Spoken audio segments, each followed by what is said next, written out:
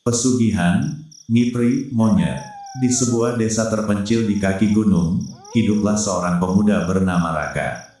Desa itu tenang, dikelilingi hutan lebat yang jarang dijamah manusia. Orang-orang desa punya banyak pantangan, tapi satu yang paling sering diingatkan adalah jangan pernah masuk ke hutan saat maghrib, apalagi sendirian. Raka bukan orang yang percaya hal-hal begituan. Baginya, itu cuma cerita orang tua untuk menakut-nakuti anak kecil. Sampai suatu hari, dia melanggar larangan itu. Sore itu, Raka diminta ibunya mencari kayu bakar tambahan. Hari sudah hampir gelap, tapi dia tetap nekat masuk ke hutan. Aku cuma sebentar, gumamnya. Saat masuk, suasana hutan terasa berbeda. Angin berhenti, suara burung hilang, yang tersisa hanya gemerisik daun, dan sesuatu yang terasa mengawasi. Raka mencoba mengabaikan perasaan itu. Ia terus berjalan, mengumpulkan ranting. Tiba-tiba, krek, ada suara dari atas pohon. Raka mendongak, seekor monyet besar duduk di dahan, menatapnya. Aneh, mata monyet itu terlalu tajam. Terlalu manusia. Raka tertawa kecil. Cuma monyet. Ia kembali bekerja. Namun sejak itu, setiap kali dia bergerak, monyet itu ikut bergerak. Setiap kali Raka berhenti, monyet itu juga diam. Dan yang paling aneh, monyet itu tersenyum. Raka mulai merasa tidak nyaman. Ia memutuskan pulang. Saat berjalan keluar hutan, suara langkahnya terasa aneh. Tep, tep, tep. Seperti ada langkah lain yang mengikuti. Ia menoleh. Tidak ada siapa-siapa. Namun saat ia menoleh ke depan lagi, monyet itu sudah berada di tanah. Berdiri, dengan dua kaki, dan berjalan pelan di belakangnya. Jaraknya tidak pernah berubah. Selalu sekitar 5 meter. Raka mempercepat langkah. Monyet itu ikut cepat. Raka berhenti. Monyet itu berhenti. Raka mulai panik. Pergi sana, teriaknya. Monyet itu tidak bergerak. Hanya tersenyum lebih lebar. Giginya panjang. Tidak wajar. Raka akhirnya berlari keluar hutan dan sampai ke desa. Aneh. Begitu ia melewati batas hutan, monyet itu hilang. Seolah tidak pernah ada. Raka menghela napas lega. Halusinasi, katanya mencoba meyakinkan diri. Malam itu, ia makan seperti biasa. Tapi ada sesuatu yang mengganjal. Ia merasa tidak sendirian. Saat hendak tidur, ia mendengar suara dari atap rumah. Kruk, kruk, kruk. Seperti sesuatu sedang merayap. Ia menelan ludah. Paling kucing, gumamnya. Namun suara itu berhenti tepat di atas kamarnya. Lalu, tok, sesuatu jatuh di plafon. Raka menatap ke atas.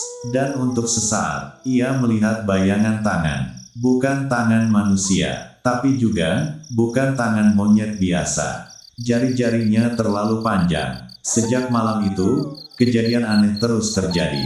Pintu sering terbuka sendiri. Makanan di dapur berkurang. Bekas kaki kecil muncul di lantai. Dan suara cekikikan di malam hari. Raka mulai kehilangan tidur. Sampai suatu malam, ia terbangun karena merasa ada yang duduk di dadanya. Berat, ia tidak bisa bergerak, tidak bisa berteriak. Perlahan, ia membuka mata. Dan di atasnya, monyet itu, wajahnya sangat dekat, matanya merah, senyumnya lebar sampai ke pipi. Ngipri, bisiknya. Suara itu bukan suara hewan. Itu suara manusia, serak, dalam, dan dingin.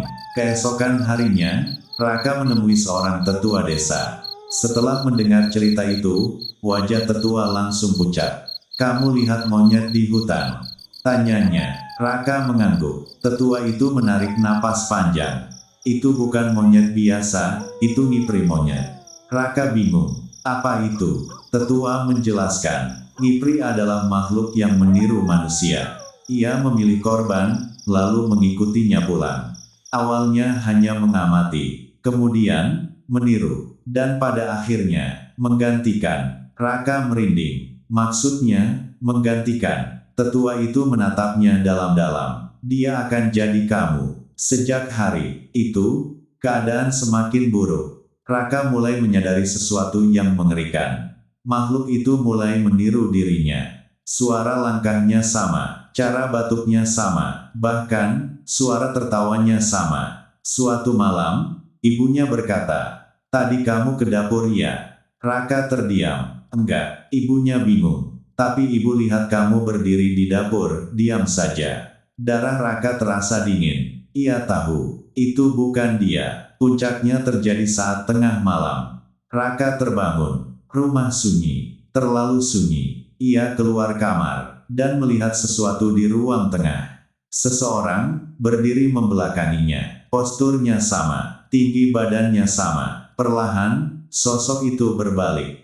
Raka membeku. Itu dirinya sendiri. Tapi wajahnya, bukan wajah manusia sepenuhnya. Mulutnya terlalu lebar, matanya terlalu kosong. Dan di balik wajah itu, terlihat bayangan monyet. Sosok itu tersenyum. "Sekarang, giliranku." Keesokan harinya, warga melihat Raka seperti biasa. Ia tersenyum, menyapa, bekerja, tidak ada yang aneh. Namun ibunya merasa berbeda. Anaknya tidak pernah lagi memanggilnya ibu. Cara makannya berubah. Dan setiap malam, ia mendengar suara dari atap. Kruk, kruk, kruk. Seolah ada sesuatu yang masih merayap di atas rumah. Menunggu, mencari korban berikutnya. Beberapa minggu kemudian, seorang pemuda lain masuk ke hutan saat maghrib.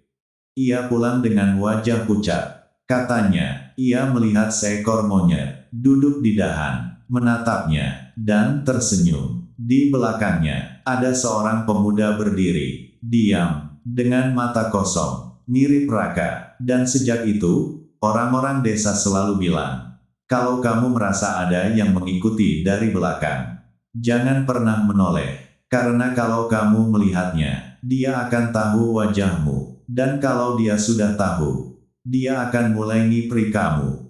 Orang-orang desa tidak curiga. Raka masih terlihat seperti Raka. Ia pergi ke ladang. Ia membantu tetangga. Ia tersenyum seperti biasa. Tapi ada satu hal yang berubah.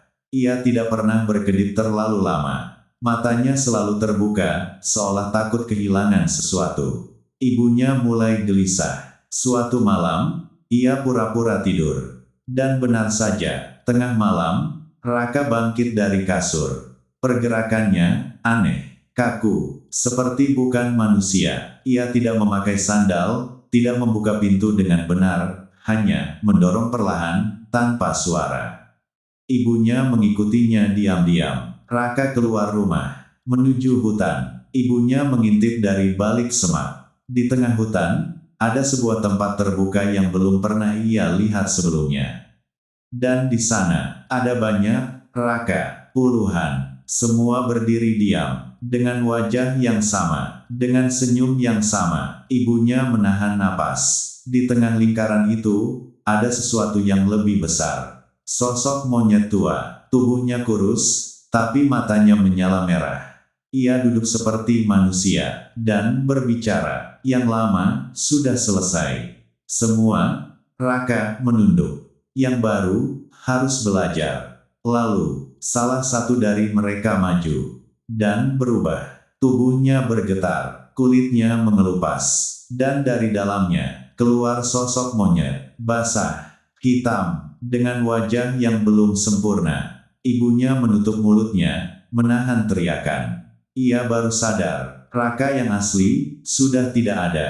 Sejak malam itu, ibunya tidak pernah tidur nyenyak. Ia mulai memperhatikan anaknya. Dan semakin ia melihat, semakin jelas. Itu bukan manusia. Kadang Raka berhenti di tengah aktivitas. Seolah lupa harus melakukan apa. Kadang ia berdiri lama di depan cermin. Menarik-narik wajahnya sendiri. Seperti mencoba menyesuaikan. Suatu hari, ibunya mendengar suara dari kamar mandi. Air menyala. Ia mendekat. Dan mendengar. Ngipri, ngipri, ngipri. Berulang-ulang, seperti mantra, ia membuka pintu perlahan, dan melihat, Raka sedang jongkok, menatap pantulannya di ember air. Tapi, pantulan itu bukan dirinya, itu monyet, pemuda yang masuk hutan beberapa minggu lalu, namanya Denny. Sejak hari itu, Denny berubah. Persis seperti Raka dulu. Dan suatu malam, Denny menghilang. Keesokan harinya, ia kembali. Dengan senyum yang sama, tanpa disadari, satu persatu warga mulai berubah. Bukan semua, tapi cukup banyak. Mereka yang pernah masuk hutan saat maghrib, atau yang melihat sesuatu, lalu menoleh. Orang-orang mulai merasa aneh. Desa terasa sama, tapi bukan lagi desa yang sama. Suara malam berbeda, terlalu banyak langkah, terlalu banyak bisikan, dan di atas rumah-rumah, selalu ada suara merayap. Ibunya Raka akhirnya menemui tetua desa lagi. Dengan tubuh gemetar, ia menceritakan semuanya. Tetua itu hanya diam, lalu berkata pelan, "Kita terlambat. Makhluk itu tidak hanya meniru, mereka berkembang. Mereka butuh tempat, dan sekarang, mereka memilih desa ini." Ibunya menangis. "Anak saya, masih ada." Tetua itu menatap kosong. Kalau sudah diganti, yang asli biasanya masih ada. Di dalam hutan. Tapi, tidak lagi utuh. Malam itu, ibunya nekat masuk hutan. Sendirian, ia mengikuti suara tangisan, pelan, lemah. Semakin dalam ia masuk, semakin dingin udara. Dan akhirnya, ia menemukan sebuah lubang besar di tanah. Seperti sarang. Dari dalamnya, terdengar suara. Ia melihat ke dalam, dan membeku. Di sana, ada manusia. Banyak. Tubuh mereka kurus. Mata kosong. Seperti hidup, tapi bukan hidup. Dan di antara mereka, ada Raka, yang asli. Ia masih bernapas. Tapi tubuhnya penuh luka. Seperti, sesuatu terus mencoba keluar dari dalam dirinya. Ibunya menangis. "Raka," perlahan, Raka membuka mata. Dan berbisik, "Bu, jangan lihat mereka." Tapi terlambat. Dari balik kegelapan, puluhan mata merah terbuka. Keesokan harinya, desa itu terlihat normal. Orang-orang beraktivitas seperti biasa. Namun, jika diperhatikan, jumlah penduduknya bertambah. Tidak banyak, tapi cukup untuk terasa. Dan di antara mereka, ada seorang wanita. Wajahnya pucat, matanya kosong. Ia berjalan bersama seorang pemuda yang tersenyum. Sangat lebar, terlalu lebar. Sekarang, cerita ini sering muncul di berbagai daerah. Dengan nama berbeda, tapi cirinya sama. Monyet yang tersenyum seperti manusia. Mengikuti dari belakang, dan mulai meniru. Orang-orang bilang, kalau kamu merasa ada yang mengikuti, dan kamu yakin itu bukan manusia, jangan panik, jangan lari, jangan menoleh. Karena saat kamu menoleh, dia tidak hanya melihatmu. Dia akan mulai belajar menjadi kamu. Dan kalau suatu hari nanti, orang-orang bilang kamu berubah, mungkin yang berubah bukan kamu. Beberapa bulan berlalu, desa itu tidak pernah benar-benar dilaporkan hilang. Tidak ada berita, tidak ada pencarian besar-besaran. Karena dari luar, desa itu terlihat baik-baik saja. Penduduknya masih ada, masih beraktivitas, masih tersenyum kepada tamu. Tapi satu hal yang tidak disadari orang luar, tidak ada satupun dari mereka yang benar-benar manusia. Suatu hari, seorang mahasiswa bernama Ardi datang. Ia sedang membuat penelitian tentang budaya lokal dan mitos hutan. Ia mendengar cerita tentang ngipri monyet. Dan seperti kebanyakan orang, ia tidak percaya. Penduduk desa menyambutnya dengan ramah. Terlalu ramah. Semua orang tersenyum. Terlalu lama, terlalu lebar. Ardi mulai merasa tidak nyaman. Tapi ia tetap tinggal, karena ia ingin bukti. Hari pertama, tidak ada yang aneh. Hari kedua, ia mulai sadar. Tidak ada anak kecil yang menangis. Tidak ada orang batuk atau bersin. Tidak ada suara spontan. Semua terasa terkontrol. Seperti semua orang sedang bermain peran. Dan malam hari, ia mendengar sesuatu. Dari atap penginapan. Kruk, kruk, kruk. Ia langsung teringat cerita itu. Tapi ia menahan diri. Cuma hewan, katanya. Namun, suara itu berhenti tepat di atas kepalanya. Ardi memutuskan merekam kejadian aneh. Ia menaruh kamera di kamarnya dan pura-pura tidur. Sekitar pukul 2 pagi, suara pintu terbuka, perlahan, tanpa bunyi. Seseorang masuk, langkahnya pelan, berat, seperti belajar berjalan. Ardi menahan napas. Ia tidak berani membuka mata. Namun ia merasakan sesuatu, dekat, sangat dekat. Lalu suara, ngipri. Keesokan paginya, Ardi melihat rekaman. Awalnya kosong, lalu pintu terbuka sendiri, dan sesuatu masuk. Bentuknya tidak stabil, kadang terlihat seperti manusia, kadang seperti monyet, seolah belum sempurna. Makhluk itu mendekati Ardi yang sedang tidur, lalu menunduk, dan wajahnya masuk ke wajah Ardi, seperti menempel, seperti mencoba menyatu. Ardi menjatuhkan kameranya, tangannya gemetar. Ia sadar satu hal, mereka tidak hanya meniru, mereka belajar langsung dari tubuh manusia. Ardi panik, ia ingin pergi dari desa itu.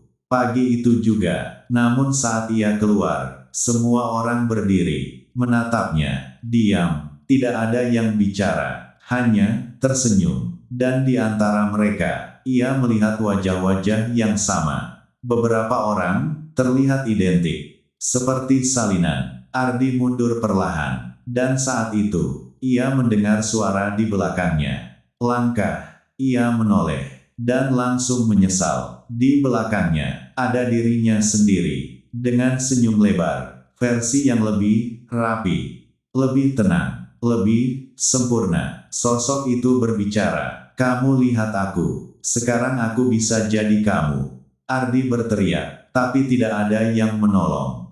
Karena semua yang ada di desa itu sudah bukan manusia. Beberapa minggu kemudian, video rekaman Ardi muncul di internet. Orang-orang menganggap itu editan, hoax, konten horor. Namun ada beberapa hal yang aneh. Wajah dalam video tidak bisa dikenali jelas. Suara, ngipri, terdengar berbeda di tiap perangkat. Dan beberapa orang yang menonton mulai merasa diikuti. Cerita ini menyebar lewat forum, lewat video, lewat pesan berantai, dan setiap orang yang membaca atau menonton sebenarnya melakukan satu hal berbahaya, membayangkan bentuknya, dan itu cukup, karena ngipri monyet tidak selalu butuh melihatmu secara langsung. Kadang, cukup kamu yang melihatnya di pikiran.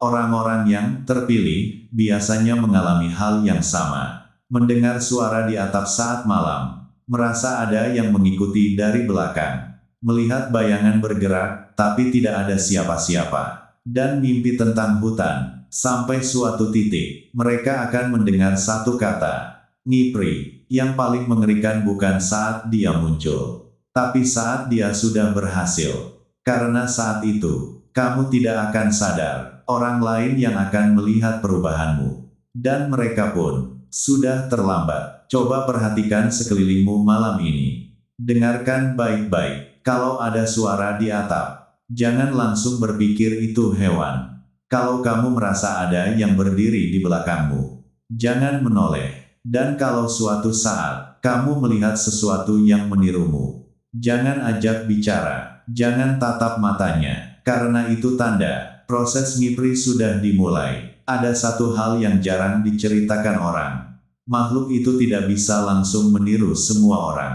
Ia memilih, dan biasanya, ia memilih orang yang menyadarinya. Jadi kalau kamu membaca ini, dan merasa merinding, merasa seperti ada yang mengawasi, atau tiba-tiba ingin menoleh ke belakang, jangan, karena mungkin, dia sudah berdiri di sana, menunggu kamu melihatnya, supaya dia bisa mulai ngipri kamu.